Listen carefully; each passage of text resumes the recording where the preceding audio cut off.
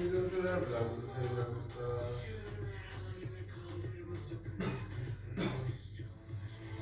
Nasıl formda kalıyor?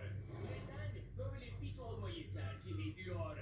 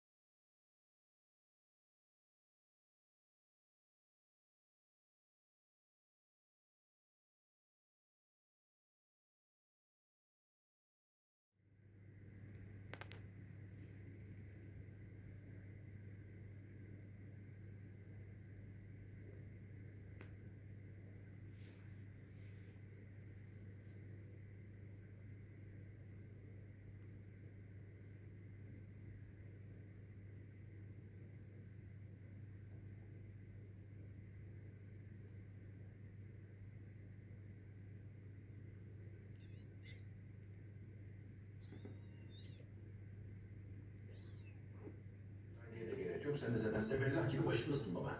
Raci, doğru konuş. Ben senin yuvanı düşünüyorum. Aklını başına al.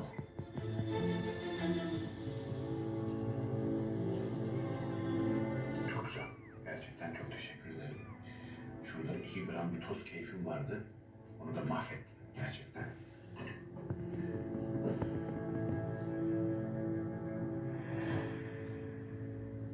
Bu arada bir gün aklımı kalbimi darmadağın eden bir kadın çıkarsa karşıma. Neyse. Yok rahat anlattı. Ciddi. Aferin. Yok estir orada cedal daha iyi. Cebinde çıkacak onun üstüne bak. Ha o mütekkağın üstünden çalışıyor sonra. Cep acılarına ne hikmet ediyor. Orada. Gel. Bak orada yer var abi sen herhalde. Tamam.